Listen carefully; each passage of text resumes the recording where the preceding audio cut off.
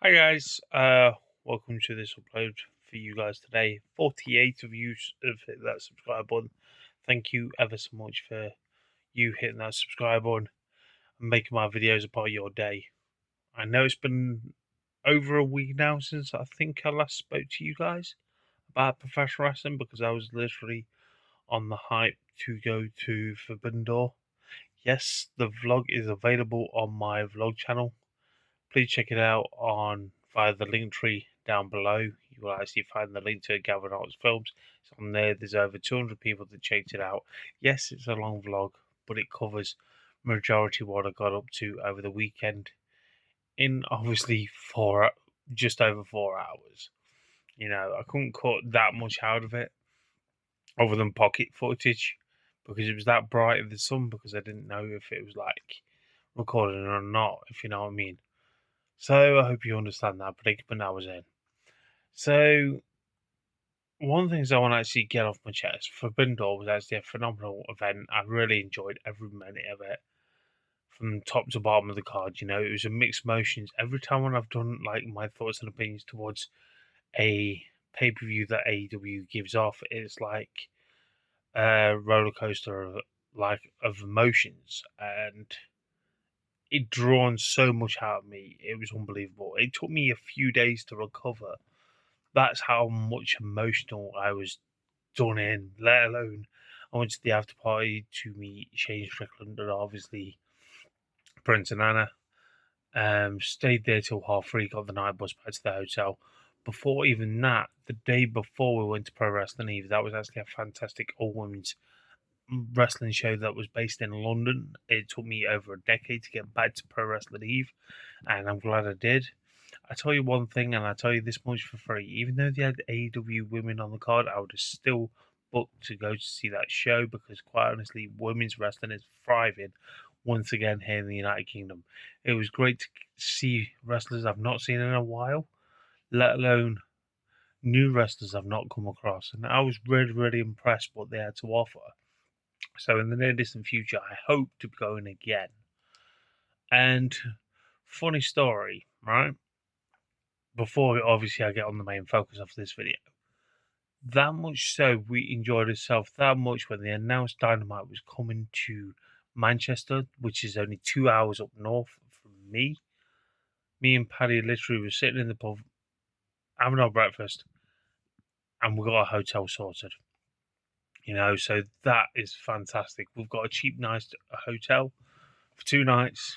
We're vlogging obviously and looking forward to obviously bringing you that vlog later on this year. I don't know if there's going to be any more wrestling vlogs in the meantime, but obviously what that planned, and then obviously what all in next year. I'm hoping for Love of Wrestling 6. At the moment, I've not actually got a job yet. I've been applying left, right, and centre, and it's been like a ghost town for jobs because they don't get back to you, which I find kind of frustrating.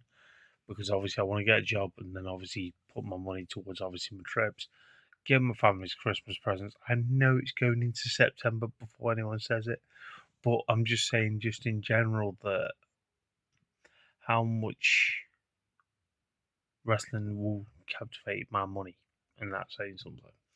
So, what I want to actually say to you guys is, like, I've literally gave up watching WWE, but if it comes on my TikTok feed, I'm known for talking about it on there as well. But if it comes on my Facebook feed, I'll talk about it and so on. Now, the problem where I have when it goes into WWE's product, I literally had enough when they brought Brock Lesnar back because it has no purpose. It's the same purpose when they literally brought The Rock back. It seems like we've not had any purpose for it because we look at what we've got now. We've got Logan Paul that's been elevated, granted. We've got, like I've been saying for a while now, we've got the likes of Seth Rollins being that top guy, you might want to say, of the company at the moment. Because obviously Cody's currently out filming, obviously, Street Fighter, although he's one of the top guys as well. But the problem where it lies when I look at the way Seth Rollins has been booked, I literally can see Seth Rollins getting booked the way Triple H was back in the day, and that's just really frustrating to see, because you've elevated Seth Rollins with this gimmick that he's been portraying for numerous of years now, and people got so used to him. But now, when he's got a faction, I've said this earlier on in the year, when this actually happened, I felt like, okay, this is Evolution 2.0. I've said it in one of my reviews as well, and I'm thinking, Triple H is literally booking him as him. This is what really frustrates me, because what we're seeing right now is pretty what happened at Clash of the Castle. Sorry, Clash in Paris. That we're literally getting the 50 Shades of Triple H at the moment in him. And it's living proof of that, with Becky Lynch interfering with the main event at the ending, people saying it was a suck ending. We had this 25 years ago. Stephanie, we've got like Becky Lynch representing Stephanie McMahon. We've got the McMahon Helmsley era sort of all over again. This is how it's going to be, and this is how it's going to be portrayed. And this is where it frustrates me when it comes to the likes of WWE, because they don't future-proof themselves as much as you think. It gets to the point where I feel like Logan Paul's going to win the Royal Rumble next year. I'm not putting any money on it, but I can see this actually happening, because you can't actually say, oh, tonight's match was between Logan Paul and John Cena passing the torch, even though what I saw from clips looked amazing match, don't get me wrong. But you can't say that was a passing the torch match, because he's already passed it to Cody Rhodes. Now Cody's technically out at the moment filming the Street Fighter. I feel like when I look at this and I'm thinking, this is literally Triple H. This is the McMahon Helmsley era all over again. And I'm thinking, is this necessary to bring in? Because I feel like the way CM Punk's character is the way Jericho's character was towards the Invasion sort of storyline, between the way they brought him in. Then obviously got LA Knight being like the Rock sort of style. This is the problem where it lies, where I've literally said for many, many years now, like, this is the WWE's version of the Attitude Era, but minus obviously the TV 14 stuff, like with the half-naked women and so on. But I look at tonight's PLE and I feel like I felt bad for the people that have actually wasted money to go over there. Even though you can treat it as like a holiday, but it just felt like a house show, or just feel like a rehash that we've already seen numerous of times. I feel like the opener of the card looked like it was pointless, because they were writing off Roman Reigns off injured, that he's rushed off to the hospital, when in fact he's on the next plane out to Australia to film Street Fighter. You're playing as thick. You're making your fans look dumb, and it's not necessarily needed. And then when you look at the way they're booking the likes of John Cena at the moment, they're like, oh, he's heading towards Taker's record of the most PLE wins.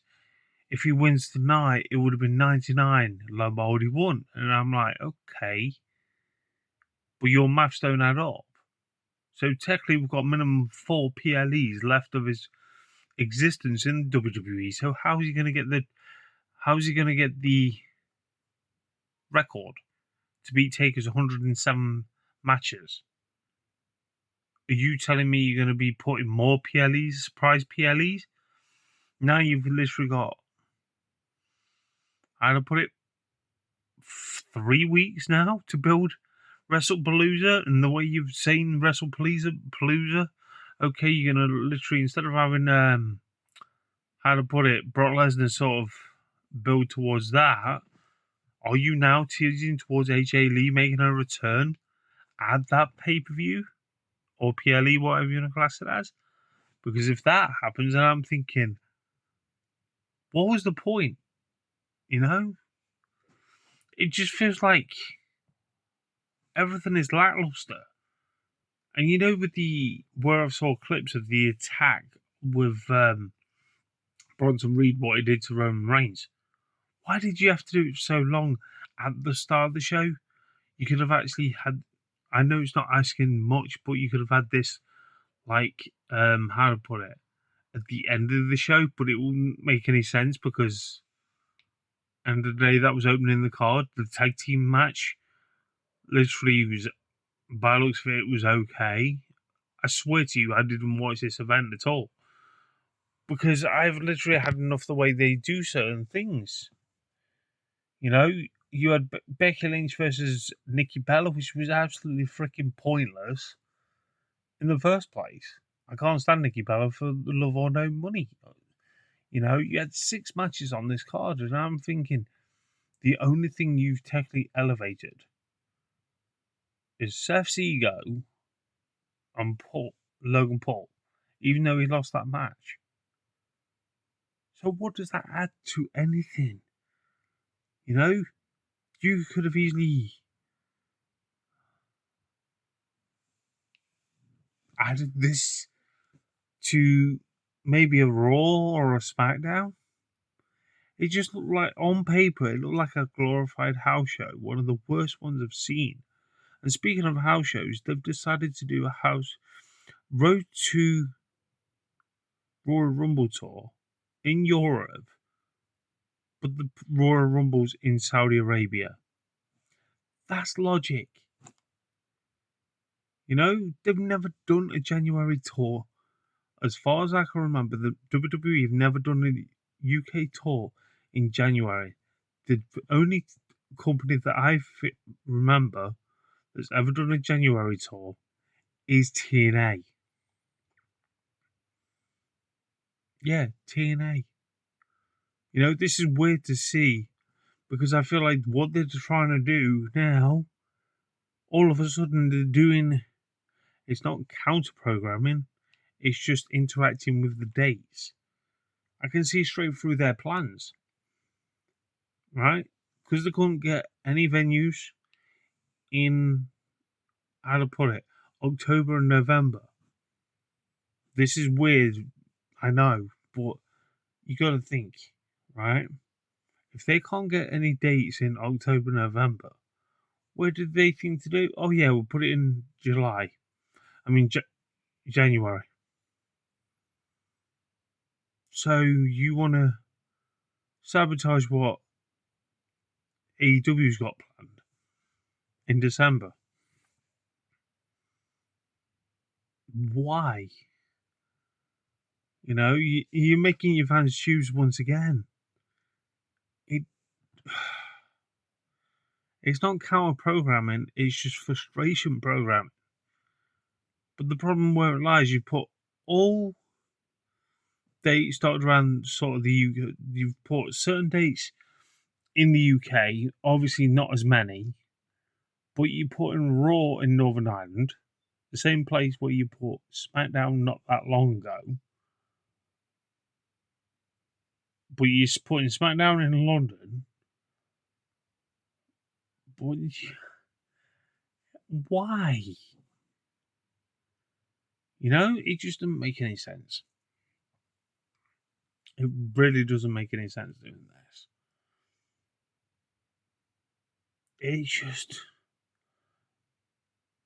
that's what I mean. It's like, WWE does not appeal to me. But like I mentioned, if I see something I want to talk about, I'll talk about it. But you're doing my head in when it comes to certain things like this. That's just my thoughts and opinions. Tell me me. Tell me. Tell me your thoughts down below. And I'll catch you guys soon for another video here on Wrestling Fan Open Mic Night.